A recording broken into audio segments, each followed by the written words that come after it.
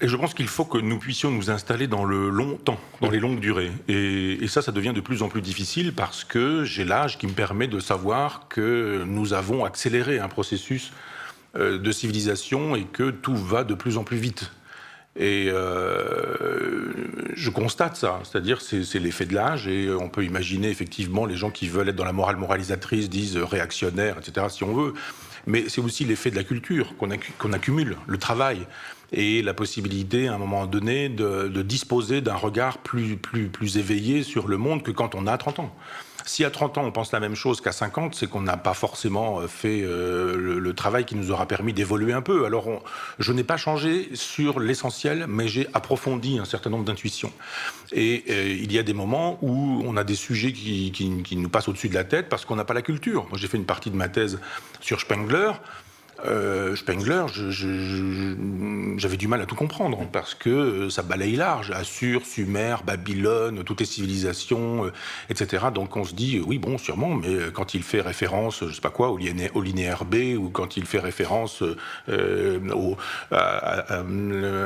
visage dans le Fayoum par exemple, on se dit mais le Fayoum je sais pas ce que c'est. Enfin bon, il y a un moment donné où il faut savoir, il faut travailler, et puis on commence à comprendre des gens qui ont des visions plus générales. Je songe à Spengler, bien sûr, mais Toynbee ou Malraux, quand Malraux parle de l'histoire de l'art, parce qu'on a accumulé de la culture qui, d'un seul coup, nous permet de penser en termes d'historien. Je ne suis pas historien, mais je dispose d'assez d'informations historiques pour pouvoir disposer d'un regard qui est susceptible de ne pas se contenter de l'instant pur. Le nihilisme, c'est l'instant pur. C'est l'incapacité à lier le présent avec le passé et avec le futur. Dès qu'aujourd'hui on veut lier le présent avec le passé, on est réactionnaire. Donc on est réac, donc on est facho, donc on est vichiste, donc on est pétiniste, et donc c'est Adolf Hitler, donc la Shoah, donc on est à l'origine des 6 millions de morts. Alors évidemment, on a peur de dire qu'on aimerait bien revenir à l'école, l'époque une école où on apprenait à lire à l'école, par exemple. Dès qu'on dit ça et qu'on est assimilé à Adolf Hitler, il y a un moment donné où on n'a pas forcément les épaules quand on a 30 ans. Aujourd'hui, ça va, je les ai. Donc les épaules. Donc oui, je suis hitlérien, je suis stalinien, je suis léniniste, je suis bolchevique, je suis sartrien, non pas ça, mais je suis tout. Ça me fait plus peur tout ça, comme ça pouvait me faire peur à une époque, et je laisse les gens dire on ferait réactionnaire, coming out réactionnaire. Ça me gênerait que Libération dise du bien de moi, et ils en ont dit récemment, ça me fait un peu de peine. Et donc je me dis, deviennent réac eux aussi, ou alors il va falloir qu'ils revoient leur jugement sur moi. Mais je pense qu'il y a juste un moment donné où on se dit, si on a lu Braudel, ce qui est mon cas, et qu'on ne s'est pas contenté des analyses de Braudel, qui nous parlent de la Méditerranée, c'est sympathique, la Méditerranée, les analyses de Braudel. Ce qui est intéressant chez Braudel, c'est la longue durée. Et on se dit, nous sommes dans une longue durée qu'on ne saisit pas parce qu'on est dans l'instant pur. C'est l'instant du tweet, c'est l'instant de l'info. Un clou chasse l'autre. Il y a une information, le centre du monde, c'est vous. Mais demain, c'est plus vous. Et le surlendemain, c'est plus celui qui faisait le centre du monde la veille, et puis, etc., etc. Et puis, on a perdu la mémoire de tout ça. Donc, celui qui dit, mais le présent, il s'enracine dans le passé, il produit des effets dans le futur, c'est quelqu'un dont on dit, mais vous ne seriez pas un peu réac, vous voudriez faire de l'histoire ? Mais il y a un éternel présent, et l'éternel présent, c'est la vérité, c'est l'éternel présent de l'instant, de BFM Télé, enfin de cette espèce d'image en permanence qui ne nous dit rien d'autre qu'il y a de l'image. Et moi, je dis non, il n'y a pas que de l'image. L'image, elle est enracinée. L'image, elle nous dit quelque chose. L'image, elle provient d'un monde. Et l'image, elle va vers un monde. Et quand on voit ça et qu'on dit, mais et si nous faisions un peu d'histoire, et si nous pensions l'instant dans une relation pas l'éternité, n'allons pas jusque-là, mais à une histoire de longue durée, de fait, on arrive à la question de la civilisation. Question interdite quand on est un homme de gauche. On n'a pas le droit. Si on commence à poser la question de la civilisation, ministère de l'identité, UMP, Vichy, Pétain, fasciste, nazi, Auschwitz, etc., et ça continue. Donc c'est vrai que ça devient difficile, mais comme c'est tous les jours qu'on se fait insulter, il y a juste un moment donné où ça fait sourire, quoi. Et on se dit, tant pis, mais je vais proposer, mais ça on est déjà dans le tome 2, une pensée de la civilisation, justement parce que nous sommes dans le nihilisme. Tout le monde est d'accord. Nous autres civilisations, nous savons que nous sommes mortels, comme dit Paul Valéry, et on ennuie même les lycéens avec des sujets de philo, avec cette question-là. Donc tout le monde est d'accord, mais personne n'est d'accord. Parce que si vous dites que nos civilisations sont mortelles, et que vous dites, alors la nôtre, est-ce qu'elle ne l'est pas mortelle ? Est-ce qu'elle ne serait pas même un peu mourante, moribonde, voire morte ? Décliniste ? Vichy, Pétain. Donc vous dites, bon, ça va devenir difficile, mais j'en ai fait mon pain quotidien, et je me dis, c'est plus mon problème de savoir que, je sais pas quoi, les Inrecuptibles, Télérama, ou le Nouvel Obs, tous ces gens-là disent de moi que je sais pas quoi, un réac, c'est pas mon problème. C'est leur problème, ça leur fait vendre du papier, il y a à peu près que ça qui les intéresse. Mais moi, je veux essayer de penser des choses qui me sidèrent. Et des choses qui me sidèrent, c'est que, par exemple, la gauche puisse nous dire aujourd'hui que les pauvres n'ont qu'à porter, les femmes pauvres n'ont qu'à porter les enfants des riches. Et qu'on doit pouvoir louer les utérus. Ça s'appelle de l'esclavage, ça. De dire aux femmes, vous allez louer vos ventres, les pauvresses là. Il n'y a plus de boulot, vous n'avez qu'à louer votre utérus. Aux riches qui, eux, vont faire des enfants, etc. Oui, merci Pierre Berger, on vous donne même une médaille. Et récemment, François Hollande lui a donné, je ne sais pas quel grade, dans la Légion d'honneur. On se dit, mais si je suis de gauche, il faut que je soutienne ça, donc. Parce que si je ne soutiens pas ça, Vichy, Pétain, non, etc. Je dis, ben non, je ne défends pas ça. Je suis désolé, mais moi qui suis de gauche, je pense qu'il y a un autre destin pour le ventre des femmes que de porter les enfants des riches qui ne veulent pas de vergéture. Ou des riches qui ne veulent pas s'ennuyer avec les grossesses ou ce genre de choses. Plus d'autres choses. Des psychanalystes pour chiens. Une télévision qui vient d'arriver sur le marché, qui est une télévision pour les animaux. Vous allez me dire, il y a déjà TF1, mais... C'était facile. Non, mais je veux dire, une télévision pour les animaux.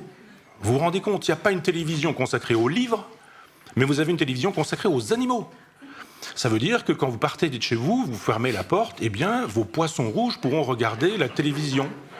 Votre chien, votre chat, votre hamster, vos nacs, vos nouveaux animaux de compagnie, car vous pouvez aujourd'hui caresser des migales ou des boas, etc., etc. J'ai sur mon compte Twitter une rubrique que j'appelle « Des nouvelles du bas-empire ». Parce qu'effectivement, je regarde le réel et je me dis, je découvre l'autre jour que un garçon homosexuel veut faire des enfants, évidemment pas avec une femme, et sa mère propose de lui faire des enfants. Elle lui dit, voilà, on fait une insémination artificielle, donc le garçon va se tripoter quelque part et donne à sa maman, fait l'offrande à sa mère de son sperme. Elle se fait inséminer par le sperme de son fils, fait un enfant, trouve ça normal, c'est de l'amour de son enfant et de son fils, etc. Et pas de problème pour ça. On est dans une logique où effectivement la haute technicité que sont les procréations médicalement assistées va permettre aujourd'hui de légitimer l'inceste. Ça veut dire que les chiens regardent la télé, que les mères portent les enfants de leurs fils, enfin je me dis, mais est-ce qu'effectivement quand on est de gauche, ces choses-là, on doit les défendre ou est-ce qu'on ne doit pas dire « arrêtez ». Arrêtez. Je pense qu'il y a juste un moment où on est en train de s'affoler complètement et je pense qu'une civilisation ne s'honore pas quand elle n'a plus que ce genre de choses à proposer. Une télévision de service public qui fait des choses terribles en matière de culture, rien, mais voilà, et une télévision pour les chiens. Et il y a plein d'informations comme ça qui nous permettent de dire, ben oui, ça va pas, il y a un problème, ça ne va pas. Il faudrait aujourd'hui, nous disait récemment Najat Vallaud-Belkacem, mais c'est encore être de gauche, de réactionnaire de le dire, mais que nous fassions des cours d'improvisation comme Jamel Debbouze à l'école. Et qu'en même temps nous supprimions le latin. Je veux bien tout ça. Mais est-ce qu'on a autre chose à proposer que l'arrivée des tablettes à l'école en disant il y a de l'illettrisme, on vous donne des tablettes, fini l'illettrisme. Donc je me dis, moi qui suis justement un fils de pauvre, hein, qui s'en est sorti avec l'école et l'école républicaine où on apprenait à lire, à écrire, à compter, à penser, etc. Et c'était le cas de mon père, qui l'a quitté de bonne heure et qui apprenait ça à l'école. Je me dis, est-ce que c'est vraiment quelque chose d'insupportable que de dire qu'on aimerait bien, effectivement, que l'école permette la méritocratie, c'est-à-dire que les enfants de classe modeste puissent s'en sortir parce qu'ils ne s'en sortent pas aujourd'hui avec ce qu'on leur propose, puisque ceux qui s'en sortent, ce sont ceux qui ont des parents qui leur transmettent des informations. Pourquoi est-ce qu'on a des fils d'eux partout ? Des fils de ceci, des fils de machin, etc., qui font de la chanson, qui font de la philosophie, qui font de la littérature, qui font du cinéma, qui sont acteurs, et qui sont tous des héritiers. Ils sont tous des héritiers. Si c'est ce qu'on veut, quand on est de gauche, alors j'ai du mal à croire qu'on puisse pouvoir dire qu'on est encore de gauche. Donc je me dis, il y a une espèce de nihilisme généralisé qui fait qu'un Premier ministre s'en vient dire que je contribue à la perte des valeurs, quand c'est ce Premier ministre de gauche qui nous dit que les Roms, il faudrait qu'ils s'en aillent d'ici. Quand Valls nous dit que les Roms ont vocation à rentrer chez eux, on a juste envie de dire, c'est Marine Le Pen qui le dit ou c'est Manuel Valls qui est un homme de gauche. Donc je pense que quand on continue à avoir des valeurs de gauche dans un monde qui n'a plus aucune valeur, effectivement, on passe pour un réactionnaire. Mais que c'est une erreur de parallaxe. que c'est une erreur de perspective qui fait qu'on peut aujourd'hui dire non, je ne suis pas assignable, ma gauche n'est pas assignable. On n'est pas obligé d'être au Parti Socialiste, d'être au Front de Gauche ou d'être au NPA pour être de gauche. Et j'ai plein de gens qui me disent en permanence, qui m'arrêtent dans la rue, qui me disent on est d'accord avec vous, et on est de gauche, et justement on a sur ce sujet exactement la même idée que vous, mais on n'ose pas.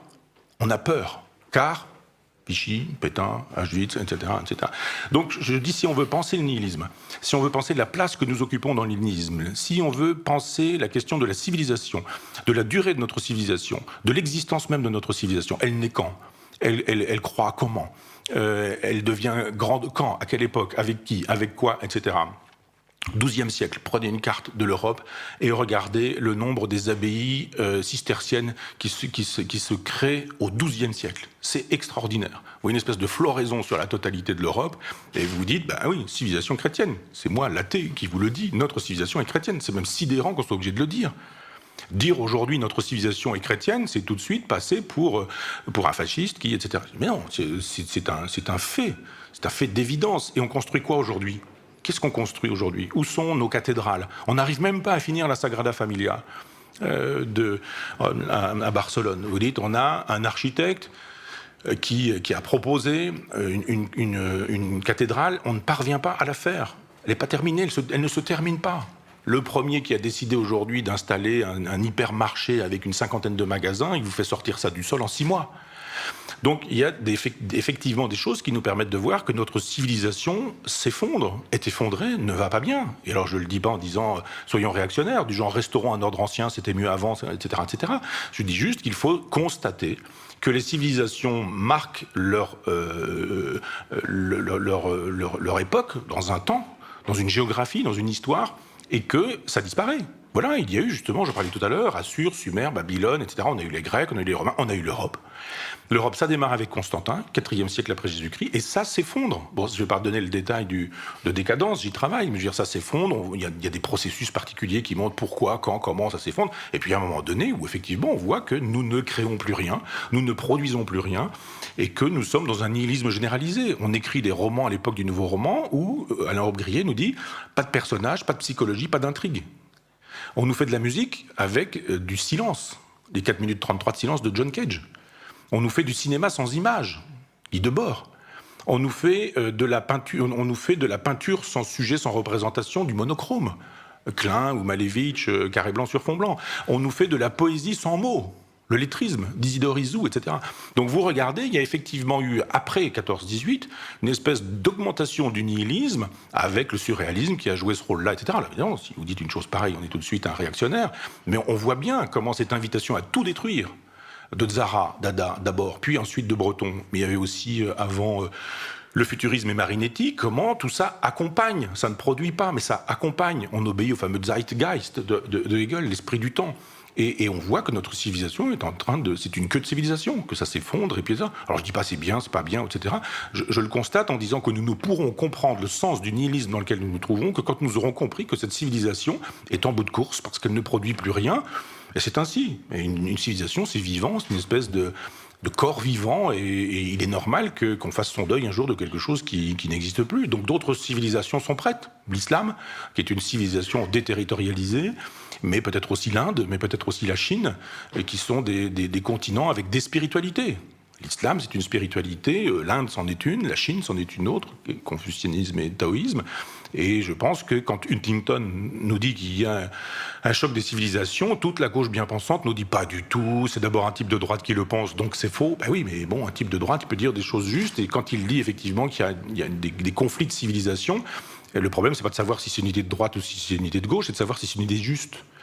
Et aujourd'hui, on commence à dire, certains, moi à l'époque je disais déjà qu'il avait raison, mais certains commencent à dire, ah oui, peut-être qu'il n'a pas totalement tort, mais on va pas complètement le dire, parce que ça voudrait dire qu'on s'est trompé, donc on va pas dire qu'on s'est trompé.